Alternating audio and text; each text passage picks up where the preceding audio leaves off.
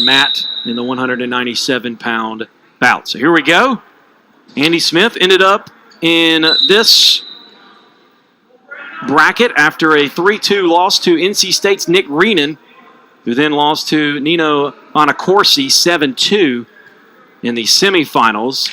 Max Shaw beat Caden Russell in his first match, but fell 5-4 to Virginia's Jay Aiello. So here we go. Winner moves on to the third-place finale. Yeah, we got an important match here for Virginia Tech here. Their first wrestler up in a little bit. These are big matches for the team race. Punching guys through to the third-place match, and if possible, bonus points along the way. So Andy Smith 4-4 on the year. It's a 9-3 decision. Andy Smith was a last-minute addition. I believe their first entrance was Stan Smeltzer, and then a few days before the final brackets, they switched out Andy Smith here. Smith from Christiansburg, Virginia, one of the top wrestling high school programs in the country. Freshman. Yeah, local guy to Blacksburg. Christiansburg's right there, and they've had a great connection and pipeline with those two teams. Nice double leg by Max Shaw of lowering his level, executing, getting his head out, and running his legs to the takedown. Very impressive. Powers him down to the mat. And now he'll takedown right to the 2-on-1. He was controlling the wrist, secure in the top position. That's important stuff you see. Good habits. Good habits. And the part here is capitalizing on the takedown. As you see here with Shaw on top here, he's burning the clock out and he's got that toe in bounds. Once he starts to lose it or starts to get risky, pull that foot out, and then you lose nothing. But he just got an extra couple seconds of riding time and burn the clock down. It's amazing the little things someone like you sees and knows for the folks watching at home. Yeah, Max Shaw in the 1920 season, he was 15-5. And he actually was born in Pittsburgh. Shaw was one of the wrestlers Coach Scott was speaking of it as a football background, but they really looked to build improvements on him this past year over the summer and whatnot to, with training and whatnot. That was cut a little bit short because of COVID, but it still looks like being the third seed, and the season he's been having has been pretty impressive. 5-2 on the year. It's always good to see wrestlers improve over the years, and as a spectator now, you see him a couple years back, you're like, they really weren't that good, and then next thing you know, you're like, dang, this guy's bringing the heat, and I think he's pretty sharp out there. It looks impressive. It's good to see wrestlers improve over the years, and it's all the coaches in the conference do a great job of it. You very rarely do you see guys that were, the same record as they did their freshman years to their senior years, especially in this conference. I've been fortunate enough to see it through the eyes at NC State over the last few years, and at Carolina. See both those programs in the top 15, stayed in the top 10, mostly top 5 throughout most of the year, except for a last-second defeat against Virginia Tech. Shaw's doing a great job on top here, pursuing that wrist, keeping Andy Smith's head on the mat, keeping pressure forward. Look at his feet. His toes are dug in the mat. He's driving him forward. He's not sitting back on him. He's making Andy work to get his head off the mat and whatnot. So that's all good stuff you're seeing out of Max Shaw right here. And Smith just trying to get out. Already almost 2 minutes of riding time as we come down to the final seconds of this first period. And with 1 second to go, they call out of bounds and they will reset.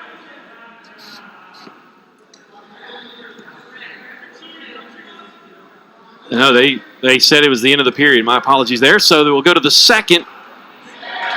And so Carolina will start in the down position here.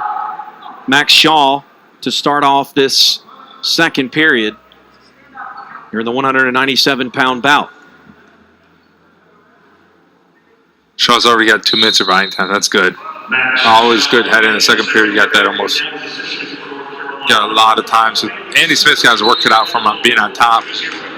Is he going to look to ride him this entire period? Or does Shaw get out and then he's got to go to work on his feet? So we'll see. But only being the second period, there's a lot of wrestling left to be. There's 5 minutes left in the match. 4 minutes left. Excuse me.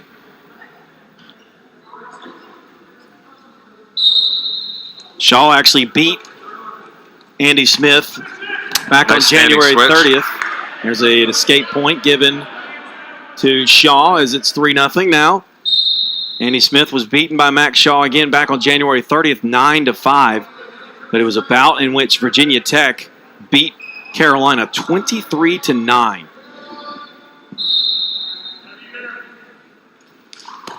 You set the tone Nice single early. leg, got behind him fast. Shaw's going to look to control his knee, control that knee of Andy Smith that he has there, and drive up into him. Control that knee is a critical part of it. Right there, how he controlled it. Andy drove back into him, but Shaw was able to turn out of it. Nice takedown. A 2-point takedown by Shaw, 5-0, 1-point escape for Smith. So he's finally on the scoring ledger as we come down to the final minute of the second period here in the 197-pound bout. And they're going to call out of bounds to reset with 50 seconds to go. 5-1. Smith's got a lot of work to do, Nick. Yeah, he's down 4 or 5 points here with riding time, but he's moving forward. He's creating a lot of action, and I'm sure the Virginia Tech coaches are happy with that action. As long as you got action going on, you're in the mix, and that can either lead to points or fatigue on your opponents, where then that changes things a lot too. So here he is on another single leg. Shaw reaching back in the wizard position, looking to defend here. Andy Smith, like Max Shaw did earlier, needs to control that knee.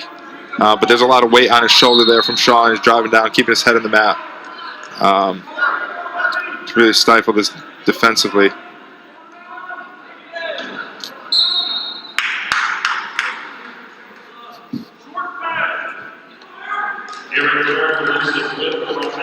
But he's pulling the trigger and he's coming forward, which gives him an opportunity to win the match. So 10 seconds to go here in the second period. Smith still trying to find a way here.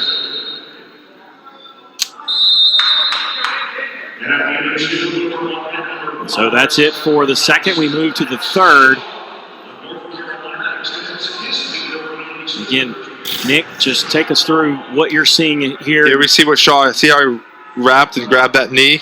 When you control that knee, that's one less joint that can pivot and move on you. So then you kind of limit it to your opponent's hip rather than the hip and the knee, and just drove in and limited the things that Andy could do. And Andy looked to defend, but Max came out on top. And you could see Andy Smith a little frustrated, slapping the mat. I think that's the first time I've ever really seen that.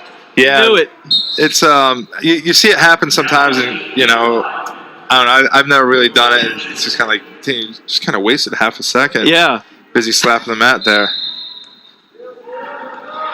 But here Smith is trying to stay in bounds, and Shaw's trying to take him back to the mat or take him out of bounds, whichever one he can do.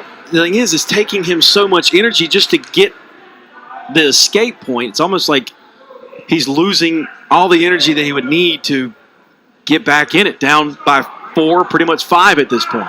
Yeah, Shaw's got to be smart, not make any big errors. You don't want to, with the amount of energy that Smith has here, you don't want to let one of these guys start getting rolling on points, get an escape and then take down, and then you're in a 5-3 match, those type of things, or 5-4 match. You kind of want to limit them as much as they can and really control things. And here he is with a reversal. See it, fast cut. Now he wants to keep that momentum going in his way. Got another escape. He's feeling that fatigue show up on Shaw, where Shaw needs to get back to controlling things. And Shaw's up 6-3, so he's down 2 takedowns, maybe actually 3 takedowns. So Shaw wants to circle and keep his butt in the center of the mat so he stays away from that stall warning from the refs and not back out. Smith keeps pushing him in, pushing the pressure, looking to control him and really fatigue and open him up. There's a stall warning. Yep.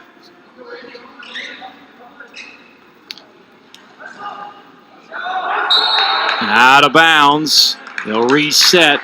Smith was close to getting a takedown there. Yeah, luckily Shaw was able to get out of bounds, but he's got a stall warning now.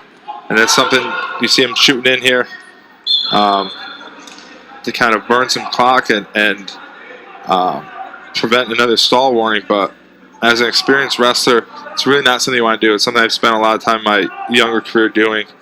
But if you can't get away with doing different things, and you want to do that because you're kind of burning yourself out underneath here too. And a stalemate called. And I'll reset in the neutral position with 33 seconds to go.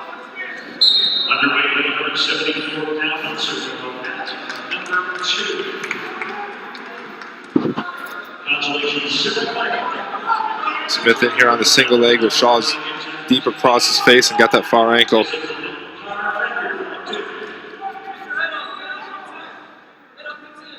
That far ankle is super important in defensive positions. Really limits what the bottom wrestler can do or the wrestler on the leg. He's going to win this one 7-3. Well, good job there by Max Shaw, staving off the attempts by Smith. So Shaw moves to the third place finale. 7-3 the final by the decision. And so he'll face the winner of Nick Reedon and Caden Russell in the